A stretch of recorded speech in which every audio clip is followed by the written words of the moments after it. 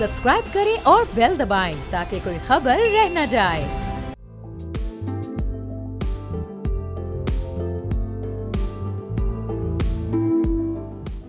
अस्सलाम वालेकुम, मैं और बाब जहांगीर, आप देख रहे हैं प्रोग्राम व्यापार। पाकिस्तान स्टॉक मार्केट ने बिलाखिर आज वो हिंसा अबूर कर लिया, वो तारीख रकम कर दी जिसका इंतजार किया जा रहा था और मुख्तलिफ प्रेडिक्शंस की जा रही थी कि पाकिस्तान स्टॉक एक्सचेंज 1 लाख का जो हिंसा है वो कब जाकर अबूर करता है। अब ये आज ये सिलसिला मुकम्मल हुआ और अब देखना ये है कि कितना टाइम अब ये लगता है पाकिस्तान स्टॉक एक्सचेंज को इससे मज़ीद ऊपर जाने में। हमने देखा कि 2022 से यानी पिछले तकरीबन 17-18 माह में तकरीबन 60,000 पॉइंट्स का इजाफा इस मार्केट में देखा गया और आज स्टॉक मार्केट 1 लाख पॉइंट से ऊपर क्लोज हुई है। तो गुज़िश्ता 2 सालों में कौन कौन सी कंपनीज़ ने किस किस तरह से मुनाफा कमाया और इस मार्केट को ऊपर ले जाने में अपना किरदार अदा किया और अब ये जो स्टेबिलिटी है कितनी लॉन्ग टर्म है, इस पर एक छोटी सी रिपोर्ट पिछले 2 साल की कारकर्दगी पर देखिए।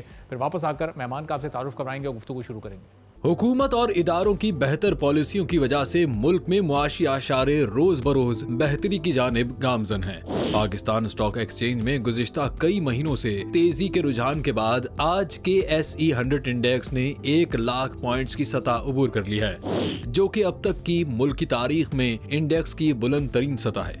पाकिस्तान स्टॉक मार्केट की इस परफॉर्मेंस को हुकूमत की जानिब से मुल्क की मईशत में बेहतरी का इशारा करार दिया गया है। यूं तो स्टॉक मार्केट के इंडेक्स में गुज़िश्ता चंद महीनों में बहुत तेजी से इजाफा जारी है। स्टॉक एक्सचेंज में गुज़िश्ता तकरीबन 2 साल में गैर मामूली इजाफा रिकॉर्ड किया गया है। साल 2023 के इख्तिताम पर मार्केट का इंडेक्स 62,500 पॉइंट्स की सतह पर बंद हुआ था और गुज़िश्ता 11 माह के दौरान इंडेक्स में 37,000 पॉइंट्स का इजाफा हुआ है, जो कि स्टॉक मार्केट के इंडेक्स में किसी एक साल में होने वाला रिकॉर्ड इजाफा है। जबकि साल 2022 के इख्तिताम पर स्टॉक मार्केट 40,000 पॉइंट से जायद की सतह पर बंद हुई थी।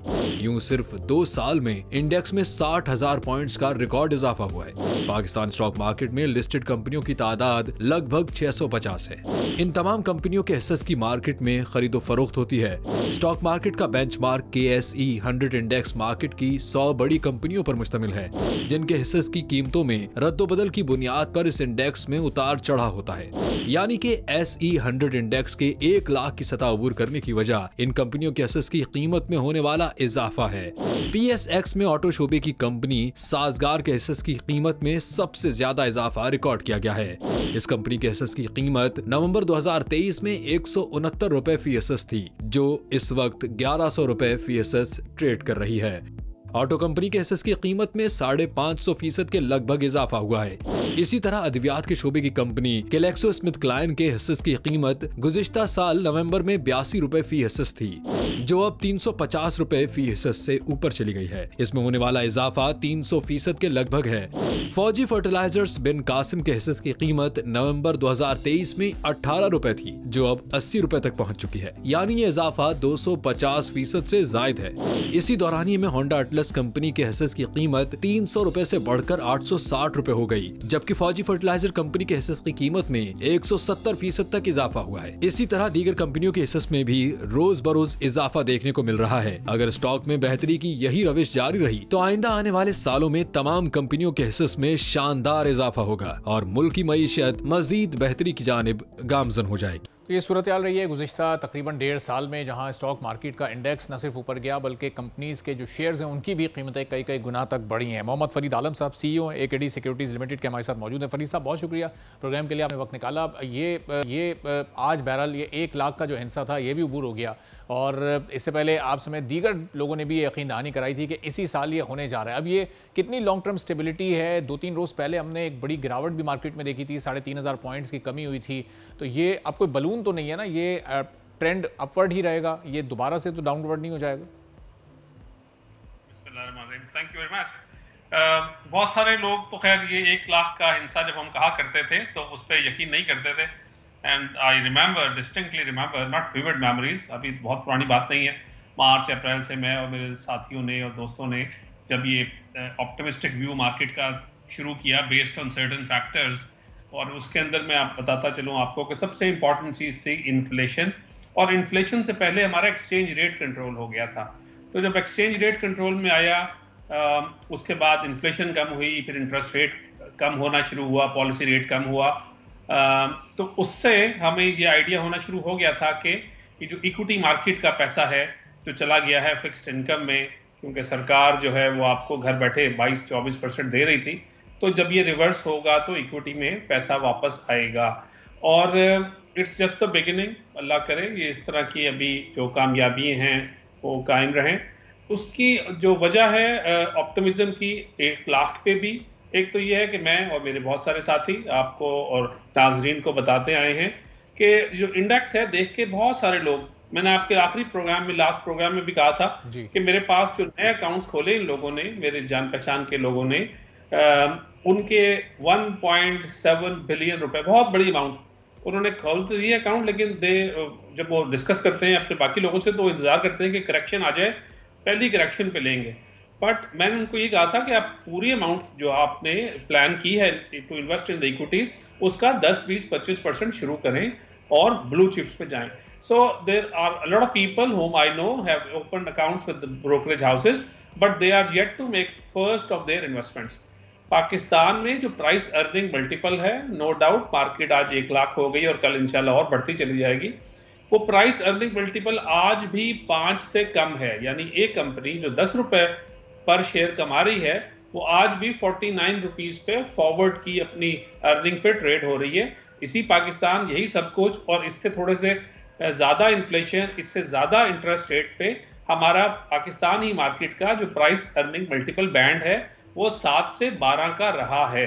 तो मैंने लास्ट टाइम आपके प्रोग्राम में एक कैलकुलेशन भी की थी, आई वॉन्ट रिपीट दैट।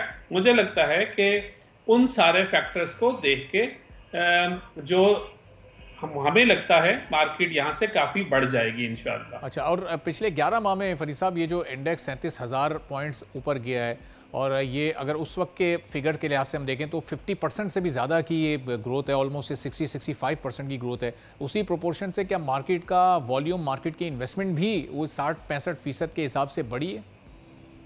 जी, अच्छा आपने पॉइंट उठाया। देखिए, हम अगर कैलेंडर ईयर टू डेट लें आज की क्लोजिंग पे, तो हम तकरीबन 55% बढ़े हैं।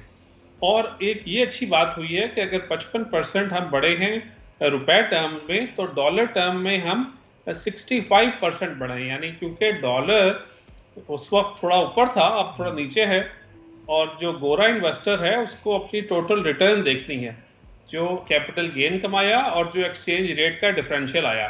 तो डॉलर टर्म्स में हमारे अगर नॉन रेजिडेंट पाकिस्तानीज और जो फंड मैनेजर्स और हम इक्विटी सिक्योरिटीज हर एक को कैटर करता है, तो हमें ये जान के खुशी है और ये बताते हुए भी खुशी हो रही है कि डॉलर टर्म में 55% सो फार, और रुपए टर्म में 55 एंड डॉलर टर्म में 65%। आपका जो दूसरा सवाल है, मार्केट कैपिटलाइजेशन अभी खासी कम है, अभी we have hardly reached 45 billion dollars. हम तो खैर 100 पे भी गए थे, लेकिन मैं इस कैलकुलेशन में अपने नाजरीन को नहीं डालता, क्योंकि उस वक्त डॉलर का रेट अगर 150 या 200 था, तो आज 275-76 है।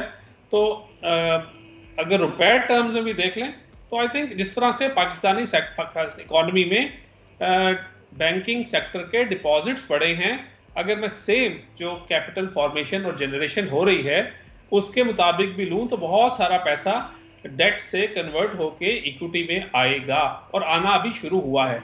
मैंने एक छोटा सा आर्टिकल लिखा था लास्ट वीक, उसमें मैं बता रहा था कि म्यूचुअल फंड्स जो हैं हमारे, वो हिस्टोरिकली उन्होंने इक्विटी में उनका जो हाईएस्ट गया था इक्विटी एक्सपोजर वो 44% गया था, आज अभी भी वो 9% पे हैं। तो अगर मैं इसको वापस जाऊं तो मुझे लगता है कि एक बहुत, और उनके टोटल जो एसेट्स अंडर मैनेजमेंट हैं वो 3.5 ट्रिलियन है। तो 3.5 ट्रिलियन का अगर वो 25% भी वापस इक्विटी की तरफ आते हैं, और उनको आना पड़ेगा, बिकॉज जहां उनको घर बैठे 20-22-24% मिल रहा था, अब 13% भी नहीं मिल रहा। और आपने देखा कि लास्ट जो हमारा कल ट्रेजरी बिल का ऑक्शन हुआ, जिसमें 678 billion at face value bankers ने, सब लोगों ने दिए ले जाके, उससे हमारी जो यील्ड्स हैं वो 13% से नीचे आना शुरू हो गई।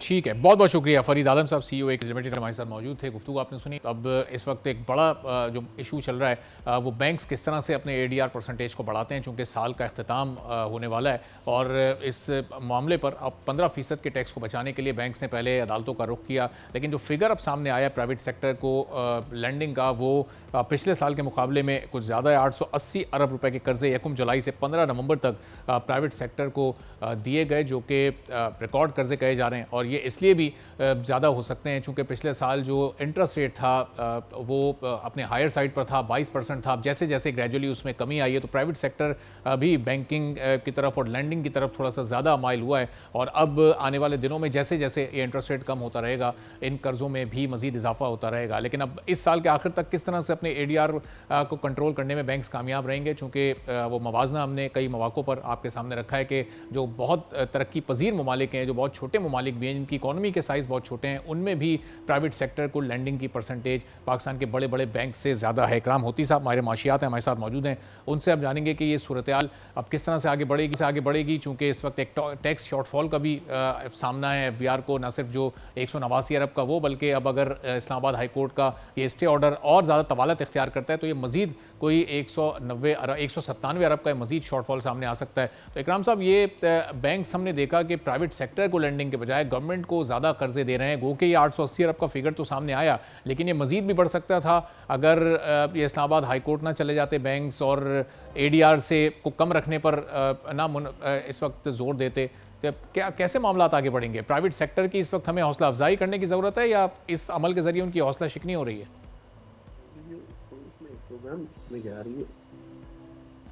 जी इकराम साहब को आवाज़ आ रही है? साहब को रिकनेक्ट हम करते हैं ताकि उन तक आवाज़ सही तौर पर जा सके। तो अब 31 दिसंबर 2024 वो तारीख है कि जिस दिन बैंक्स के जो डिपॉजिट्स हैं उनको चेक किया जाएगा और उसमें जिस बैंक का एडवांस टू डिपॉजिट रेशो 50% से ज़ायद नहीं होता, फिर उस पर ये 15% इजाफी टैक्स आयद होना था, जो कि बजट में पास हो चुका था, एक ऑफिशियल डॉक्यूमेंट बन चुका था। लेकिन अब इसको इस वक्त इस्लामाबाद हाई कोर्ट में चैलेंज किया गया, तो इसके काफ़ी मनफी असरात हमारे मुल्क की ओवरऑल इकॉनमी पर भी पड़ सकते हैं, चूँकि प्राइवेट सेक्टर अब बड़ी लैंडिंग से महरूम रहेगा। जो बैंक्स, कमर्शियल बैंक्स हैं, वो ज़्यादातर हमने देखा कि टी बिल्स में या गवर्नमेंट्स को हायर रेट्स पर इसलिए लोन देते हैं कि वहाँ से उन्हें ज़्यादा प्रॉफिट मिलता है, लेकिन फिर जो हमारे प्राइवेट सेक्टर में शामिल लोग हैं वो उस लैंडिंग से महरूम हो जाते हैं। तो इकराम साहब, अब थोड़ा सा बैंक ना बिहेवियर चेंज करना पड़ेगा। अदालत में वो एक मामले को लेकर गए हैं, उससे पाकिस्तान की जो ओवरऑल टैक्स कलेक्शन है उसके टारगेट्स भी मुतासिर हो सकते हैं। अब ये सूरत हाल आगे किस जानिब आप जाती देख रहे हैं? इकराम होती साहब को हम रिकनेक्ट करते हैं फिर से और उनसे तफसील से इस सिलसिले में बात करेंगे। एक छोटा सा ब्रेक लेते हैं, ब्रेक के बाद वापस आते हैं, इकराम साहब को रिकनेक्ट करके उनसे इस मामले पर मज़ीद गुफ्तगू करेंगे।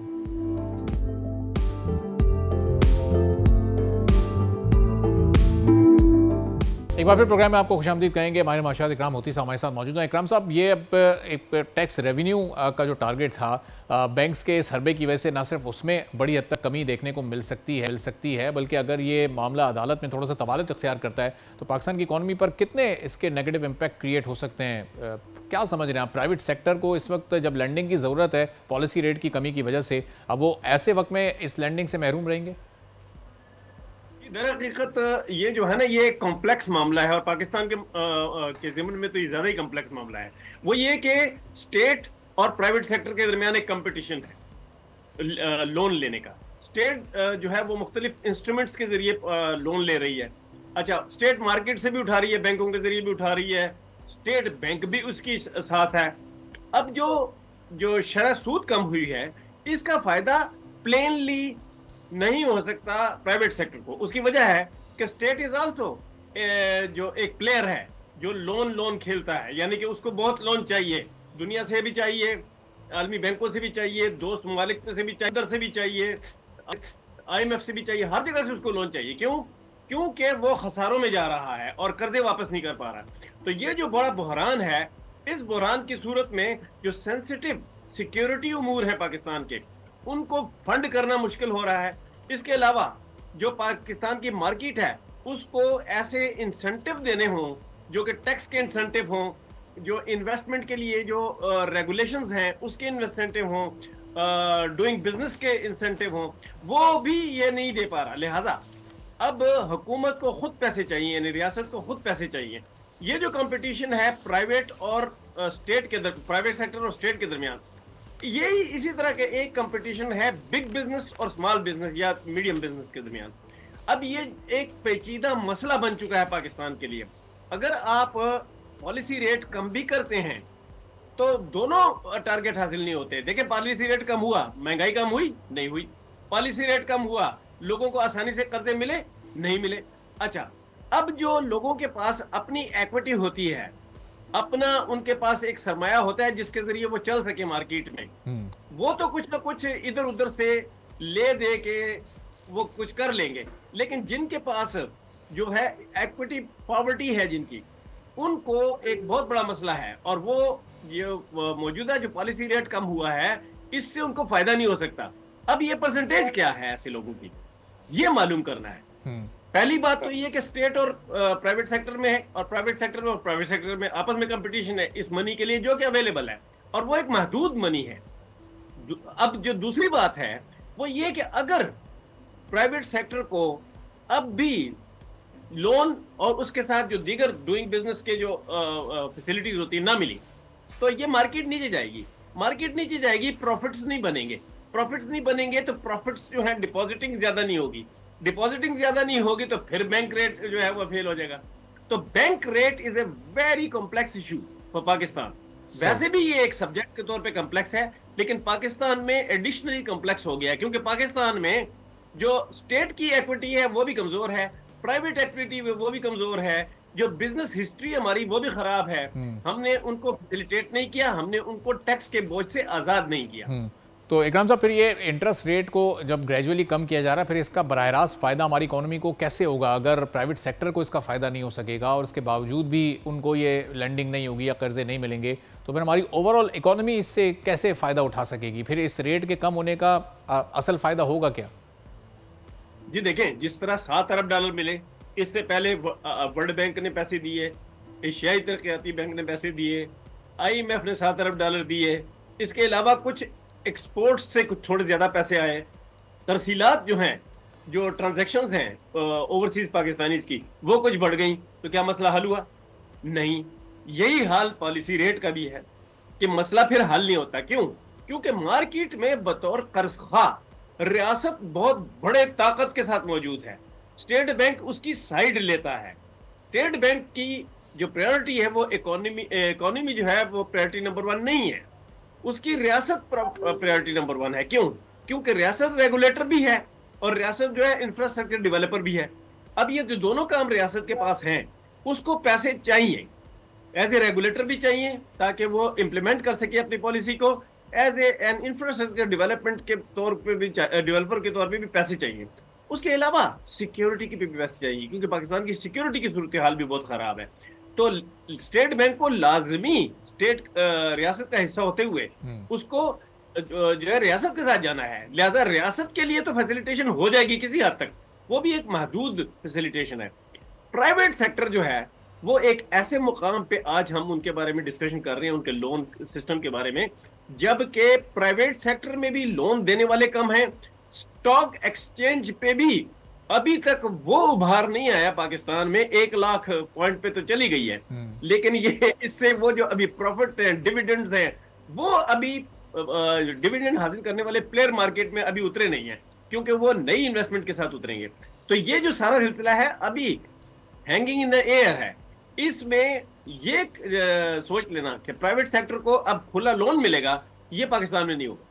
तो अब एक तरफ ज़ाहिर है हुकूमत का बहुत ज़्यादा इन्हिसार है इस वक्त बैंकिंग लोन्स पर, और उसकी वजह से ज़ाहिर है इकराम साहब बैंक्स प्राइवेट सेक्टर को नहीं इस वक्त उस तरह से लोन दे पा रहे हैं। और दूसरी तरफ फिर जो टैक्स टारगेट्स हैं, जो रेवेन्यू एक बहुत ह्यूज हमने उसका टारगेट सेट कर लिया था, फिर वहाँ पर भी एक शॉर्टेज जो देखने में आ रही है, फिर उस पर भी ये चीज़ एक अपना असर दिखा रही है। क्योंकि जब प्राइवेट सेक्टर को लेंडिंग नहीं हो रही तो बैंक्स पर जो इजाफी टैक्स लगा है वो भी देने के काबिल नहीं है, वो उससे भी बचना चाह रहे हैं। तो ये अभी जो 200 अरब की एक ये शॉर्टफॉल राउंड ऑफ करके नज़र आ रहा है, जो कि अगर बैंकिंग सेक्टर के इजाफी टैक्स को भी मिला लिया जाए तो ये 400 अरब का है।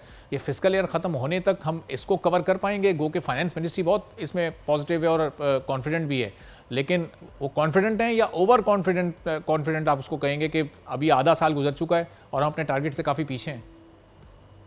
जी बिल्कुल, जो आधा साल गुजरने के बाद यानी कि दिसंबर का पूरा महीना खत्म होने के बाद अगर इनका शॉर्टफॉल जो है अगर वो 1000 अरब रुपए का हुआ तो इसका मतलब ये होगा कि तकरीबन ये लोग जो हैं कोई 9 to 10% ये लोग शॉर्टफॉल होगा बजट का, यानी कि वो जो टारगेट का।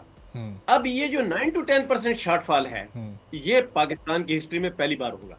पहले ऐसा नहीं हुआ। उसकी वजह ये है इसको भी फिर लोन लेकर ही पूरा किया जाएगा, यानी वही लोड फिर बैंकिंग सेक्टर पर ही आएगा?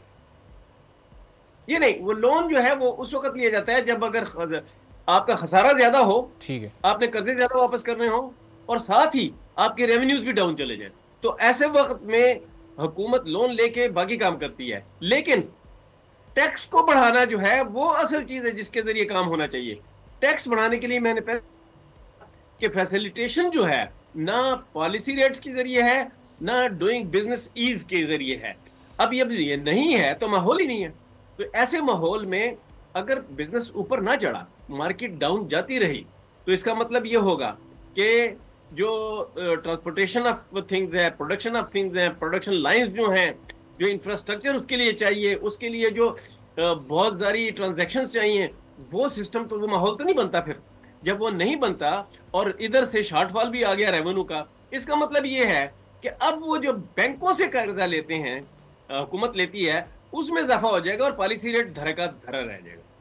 सही। तो अब इकराम साहब, IMF के प्रोग्राम में जब आप कामयाबी से चले गए, यानी हुकूमत चली गई और वहाँ से भी एक बड़ी आपको अभी पहली इंस्टॉलमेंट मिलने वाली है, तो उसके बाद भी जो हुकूमत का बैंक के लोन्स पर इन्हिसार है वो उसमें नहीं कोई कमी आएगी? यानी आने वाले 6-8 महीनों में भी हम इस सूरत हाल में कोई बेहतरी होते नहीं देखेंगे? देखें, जो रियासत लोन लेती है ना, उसमें एक बड़ी बात होती है, वो ये कि रियासत की सिक्योरिटी जो है, यानी कि रियासत की diplomatic security, regional security, military security और रियासत की खसारों से और कर्जों से के नीचे दब ना जाने की सिक्योरिटी, ये जो है ये सबसे पहले रखा जाता है जब भी सिस्टम होता है। बैंकिंग जो है सिस्टम वो मूव करता है। अब जब वो मूव करता है तो उसकी प्राइवेट सेक्टर प्रायोरिटी नंबर 2 होती है, फर्स्ट नहीं होती। और पाकिस्तान जैसे मुल्क में तो प्रायोरिटी नंबर 1 बन भी नहीं सकती प्राइवेट सेक्टर। तो लिहाजा हुकूमत को क्या है, हुकूमत को फिर भी इधर से उधर से ज्यादा शरह सूद से हुकूमत के पास जो ऑफर है वो मौजूद होती है। देखिए, एक टाइम था 2-3% से ज्यादा पर कमर्शियल लोन नहीं होता था, अब 8% को टच कर गया है। इसका मतलब क्या हुआ कि ले रहे हैं ना, अगर ये ना लें, पाकिस्तान ना ले, तो इसको शरह सूद भी ज्यादा का सामना ना करना पड़े। तो ले इसलिए रहे हैं कि इन्होंने पेमेंट्स करनी है, पेमेंट्स ड्यू हैं, उनकी डेट्स ड्यू हैं, और अगर ना की या फिर डेफर पेमेंट की या फिर आपके पास हुआ ही ना, तो मिनी डिफॉल्ट और जो एक ऐसी सूरत हाल सामने आ जाती है कि जिसमें शरह सूद बढ़ने का होता है, शरह सूद भी बढ़ जाती है और मिनी डिफॉल्ट की सिचुएशन भी आ जाती है। लिहाजा state is the priority number 1 in this. ठीक है, लेकिन इकराम साहब, अभी और रिसेंटली हमने IMF का रिव्यू देखा तो उसमें तो उन्होंने ओवरऑल जो रिपोर्ट उस रिव्यू के बाद जारी की वो बड़ी पॉजिटिव है, और अगले रिव्यू के लिए वो एक वेकअप कॉल भी हो गई है कि इस वक्त गवर्नमेंट ऑफ फाइनेंस मिनिस्ट्री अपना हाउस इन ऑर्डर कर ले, 1-2 माह का उन्हें वक्त भी मिल गया है। तो उस रिव्यू के बाद तो मामला ऐसा लग रहा है कि बेहतरी की जानिब जा सकते हैं। देखें, एक मीटिंग हुई थी आज से 20 साल पहले, वो IMF के हकाम और FBR और वजारत खजाना, वजारत तिजारत के हकाम की आपस में मीटिंग चल रही थी कि आपने पॉलिसी फ्रेमवर्क पेपर जो हमने लोन लेने के लिए देना है वो क्या होगा, और आपने जो रिमार्क्स देने हैं पोस्ट पेमेंट या ड्यूरिंग द पेमेंट, वो रिमार्क्स आपने किस तरह करने हैं। तो ये आपस में बैठकर तय करते हैं कि ये वाली रेड लाइन बोल की जाएगी। तो वो तो रेड लाइन से बचने के लिए उन्होंने सॉफ्ट रिमार्क्स दिए हैं, लेकिन if you go deep into it you can link the dots. वो डॉट्स लिंक करें तो आपको पता चलता है कि वो बहुत खौफनाक रिपोर्ट है। पाकिस्तान में वैसे भी कल्चर नहीं है रिपोर्ट्स को पढ़ने का अच्छी तरह, और फिर बैकग्राउंड भी चाहिए उसके लिए बड़ा सॉलिड, कि आपको ये पता हो कि ये पैसा कौन सा पैसा है, IMF का पैसा कौन सा है। IMF और वर्ल्ड बैंक के पैसे में फर्क है, एशियाई तरक्याती बैंक के पैसे में फर्क है, पाकिस्तानी बैंक के पैसे में फर्क है। ये जो मनी है ये भी दुनिया में मुख्तलिफ फर्क है, उसके पीछे रियासत कौन सी है, उसके पीछे इकोनॉमी कौन सी है, इससे फर्क पड़ता है। तो पाकिस्तान की कमजोर इकोनॉमी हमारे सारे माहिदों के पीछे होती है, तो उसमें वो हमें ढके छपे अल्फाज में उनको लिख के देते हैं, हम उनको रीड नहीं कर पाते, ये उनकी कोई फेवर नहीं है। लिहाजा अब ये ख्याल रखना चाहिए कि उन्होंने पैसा दिया, पैसा देने वाला कभी भी पैसे के अलावा कोई दूसरी फेवर नहीं देता, वो सिर्फ ये करता है कि ये डूब ना जाए, सिर्फ उसके लिए कोई कभी कभी सॉफ्ट रिमार्क्स भी दे देता है। अच्छा, तो इकराम साहब अब ये उन्होंने उसके साथ साथ बड़ी हार्ड एंड फास्ट टर्म्स और कंडीशंस भी तो रखी है ना। अब अगर उन कंडीशंस को नहीं हुकूमत पाकिस्तान या फाइनेंस मिनिस्ट्री पूरा कर पाएगी तो उस पर भी फिर वो एक चेक एंड बैलेंस रखेंगे। अगले रिव्यू में शायद कुछ सख्त रिमार्क्स हमें देखने को मिले अगर ये टैक्स शॉर्टफॉल इसी तरह से बरकरार रहता है तो। अभी तो चलें उन्होंने शायद उसको एक दरगुजर कर दिया, लेकिन हर रिव्यू में तो वो इस तरह से नहीं पॉजिटिव रिमार्क्स देंगे। तो इसका मतलब कि को रिफॉर्म्स शुरू करनी पड़ेंगी और बहुत तेज़ी के साथ करनी पड़ेंगी, क्योंकि टाइम तो बहुत कम रह गया उस रिव्यू में भी। देखिए एक चीज होती है, उसको टर्म कहते हैं लॉस ऑफ डेट, यानी कि आपने कर्जा दिया और आपने कुएं फेंक दिया और उसकी रिकवरी नहीं हो पा रही। और दूसरा, जिन कर्जों के साथ सिक्योरिटी इश्यूज या स्ट्रेटेजिक इश्यूज जुड़े होते हैं, IMF तो एक स्ट्रेटेजिक इश्यूज के साथ चलने वाला मुल्क है ना, वो है अदारा है, वो जो कर्जे होते हैं उनको डबो देने की इजाजत नहीं है। करते क्या है वो, एक तो ये करते हैं, श्रीलंका नहीं बनाते, श्रीलंका बहुत टाइनी इकोनॉमी है, पाकिस्तान की माशाल्लाह एक अच्छी इकोनॉमी है, उसकी रिसोर्स जो है वो बहुत ज्यादा है, ह्यूमन रिसोर्स जो नेचुरल रिसोर्स है, इसके अलावा एक हिस्ट्री है हमारी प्रोडक्शन लाइंस की, तो वो हमारे पास है, इसको डबोएंगे नहीं वो। लेकिन करेंगे क्या कि आपको एक टीका लगाते जाएंगे शरायत का कि आप न रिकवरी नहीं कर सकते अगर ये टीका ना लगे। फिर जब वो टीके लगाना शुरू करते हैं तो उनके पास 25-30 किस्म के टीके हैं, उनमें से सबसे जो खराब टीका है वो ये है कि हम आपके जो दोस्त ममालिक हैं और आलमी इदारे हैं उनको कहने लगे हैं कि भाई ये खुद को डुबो रहे हैं, आप खुद को ना डुबोएं। तो वो वाली सूरत हाल श्रीलंका में पैदा हो गई थी, क्योंकि श्रीलंका को कोई लोन नहीं दे रहा था। पाकिस्तान के साथ वो सूरत हाल अभी शायद दूर हो, लेकिन ये भी हो सकता है कि जो IMF के हकाम हैं वो इनको ये बता रहे हो कि टीका नंबर 707 जो है वो मैं लगाने लगा हूं तुम्हें। तो वो वाली जो सिचुएशन जो है, वो वाली जो एक किस्म की थ्रेट है वो पाकिस्तान में आ चुकी है। लगा नहीं है वो वाला टीका, लेकिन वो थ्रेट की सिचुएशन आ चुकी है कि तुम मिनी डिफॉल्ट कर चुके हो। It has been said. लेकिन इकराम साहब जिस सूरत-ए-हाल का श्रीलंका ने उस वक्त सामना किया, आपको नहीं लगता बड़ी तेजी के साथ वो रिकवर भी कर गए? अभी जब वो IMF के प्रोग्राम में गए तो उन्होंने $3 अरब से भी कम का प्रोग्राम इस वक्त IMF का हासिल किया है, और यहाँ हम $7 अरब की उम्मीद लगाए बैठे हैं। उसके बाद भी हमारा बैलेंस ऑफ पेमेंट अगले 1-2 साल में कोई मुनासिब तरीके से कंट्रोल नहीं होने वाला। हमें कितने रोल ओवर्स की ज़रूरत होगी $7 अरब के बाद भी? तो एक ये बड़ा वाज़े फ़र्क क्यों वहाँ के और यहाँ के हालात में हमें नज़र आ रहा है? ये देखें उनकी इन्वेस्टमेंट पोजीशन जो है कि वो जहाँ से भी पैसा लें, बैंक से लें, मार्केट से उठाएं या फिर आलमी अदारों से लें, वो उनकी पोजीशन जो है वो बहुत छोटी सी पोजीशन है कि उनको बहुत कम रकम में काफ़ी काम उनका हो जाता है। पाकिस्तान ने अपने ऊपर कर्जे भी बहुत ज़्यादा चढ़ा रखे हैं, पाकिस्तान अपने रेवेन्यूज भी सही नहीं ले सकता, और 25 करोड़ आबादी को चलाना है। 25 करोड़ आबादी को कम से कम 2 चीज़ें देनी है रियासत ने। नंबर 1 कि खाना और दवाइयाँ ये उन तक पहुंचे। नंबर 2 कि एम्प्लॉयमेंट इतनी जनरेट हो कि ये जो 25 करोड़ लोग हैं इनमें से हर घराने को खाना मिले, उनको दवाइयाँ मिले, तालीम मिले। ये बहुत बड़ा टास्क है। इतने बड़े टास्क को रकम भी ज्यादा चाहिए होती है, लिहाजा पाकिस्तान को रकम ज्यादा मिलती है, और अगर ना दें तो वो रकम भी डूब जाएगी। अगर छोटी रकम दोगे डूब जाएगी। ठीक है ना, मनी तो यही है ना कि खास हद तक मनी है, उसके बाद वो ट्रैक है, वो डूब जाएगा। ठीक है, चलें, बहुत बहुत शुक्रिया। हमारे माशियात हमारे साथ मौजूद थे, गुफ्तगू आपने सुनी। इसी के साथ आज के प्रोग्राम से इजाजत दीजिए। अल्लाह हाफ़िज़।